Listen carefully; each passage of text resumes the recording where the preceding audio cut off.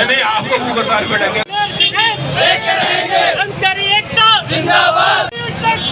संघर्ष हमारा नारा है, नहीं हटेंगे नहीं हटेंगे,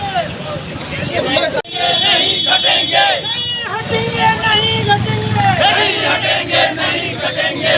सरकार तेरी गुंडागर्दी नहीं चलेगी नहीं चलेगी, सरकार तेरी गुंडागर्दी नहीं चलेगी नहीं चलेगी। जोर की टक्कर में संघर्ष हमारा नारा है, संघर्ष हमारा नारा है।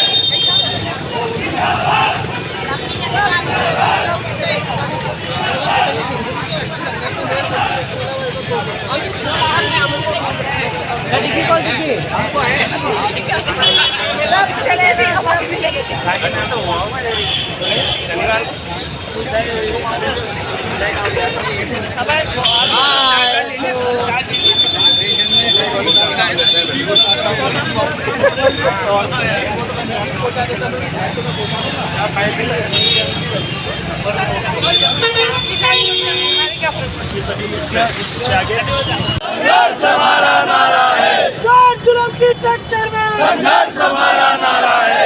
आवाज दो आवाज दो, जिंदाबाद जिंदाबाद जिंदाबाद। जोर जुल्म की टक्कर में संघर्ष हमारा नारा है, जोर जुल्म की टक्कर में संघर्ष हमारा नारा है। कर्मचारी एकता जिंदाबाद, मुख्यमंत्री मुर्दाबाद, वित्त सचिव मुर्दाबाद, शासन सचिव मुर्दाबाद, राष्ट्र सरकार मुर्दाबाद। पुनर्गठन लेके रहेंगे, पुनर्गठन लेके रहेंगे, पुनर्गठन लेके रहेंगे। जुल्म की टक्कर में संघर्ष हमारा नारा है, जुल्म की टक्कर में संघर्ष हमारा नारा है, जुल्म की टक्कर में संघर्ष हमारा नारा है। मुख्यमंत्री मुर्दाबाद, मुख्यमंत्री मुर्दाबाद, मुख्यमंत्री मुर्दाबाद। पुनर्गठन लेके रहेंगे, पुनर्गठन लेके रहेंगे, पुनर्गठन लेके रहेंगे। हाई कोर्ट के सम्मान में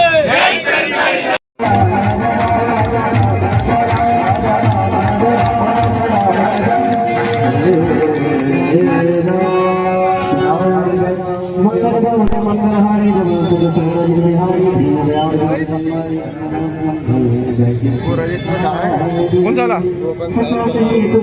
रखा हुआ नहीं रजिस्टर को कागज तुमने डाल दिया रजिस्टर में साइन करवाने भेज दिया था मैंने, रजिस्टर वो आया नहीं लौट के। ऐसा तो नहीं कोई करते, ये तो भावना सा इकट्ठे क्या नजर कर दिए क्या अंदर।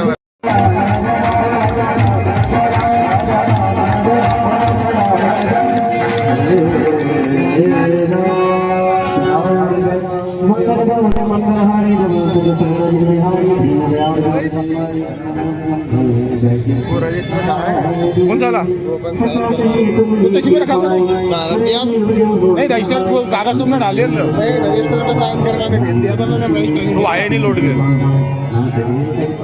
ऐसा तो नहीं कोई करते, ये तो भावना सा इकट्ठे क्या नजर कर दिए क्या अंदर।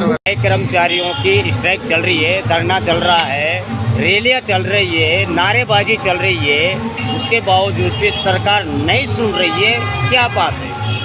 सरकार तो हर तरह में तो हमेशा अपनाती आई है, हमारे जो पैसे बचाती है उनसे वो खुद के घर से चलाती है। सरकार जानबूझकर हम लोगों को सड़कों पर उतारना चाह रही है, तो सड़कों पर हम लोग उतरे हुए हैं और किसी भी हालत में पीछे हम लोग नहीं जाएंगे, पुनर्गठन लेके ही वापस जाएंगे। मतलब सरकार का एक मोटो है कि किसी तरह के चारों तरफ धरने प्रदर्शन हो रहे हैं। हर कर्मचारी, अभी भी एक सूचना हो रहा है कि पोस्ट ऑफिस वाले भी शाम को धरने पे आ रहे हैं। सरकार की विफलता है, सरकार की विफलता है, सरकार की पूरी विफलता है इसमें। सरकार ये चाहती रहती है कि जैसे तैसे करके हम लोग जितने ज़्यादा पैसे बचा सके कर्मचारियों से, के वेतन को तो उतने ज़्यादा बचा लें।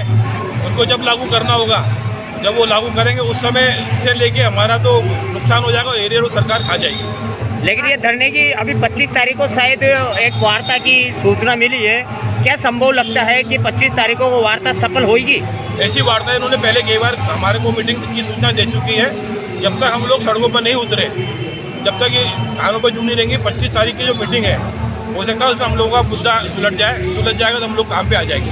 आज धरने पर किस तरह का प्रदर्शन किया गया है और कौन सा दिन है आज आपका धरने का? हमारे कुछ साथी जो है 14 तारीख से लगातार भूख हड़ताल में बैठे हैं। तो आज हम लोगों ने उनकी स्वास्थ्य की कामना करते हुए सुंदरकांड का पाठ रखा है। इसके साथ आज सरकार को संतुष्टि हुए इसी ये भी कामना की। आपका नाम और पद बताइए। नाम नरेंद्र राय जैन, जिलाध्यक्ष कोटा न्यायिक समिति। आज से 8 दिन से न्यायालय कर्मचारी हड़ताल पर है, जिससे न्यायिक व्यवस्थाओं में कहीं न कहीं बाधा उत्पन्न हो रही है और पक्षकारों को भी काफ़ी नुकसान हो रहा है। अधिवक्ता भी अपने ठिये पे चुपचाप बैठे हुए हैं। तो ये जो आंदोलन चल रहा है, इससे कितना प्रभाव न्याय प्रक्रिया पे पड़ रहा है?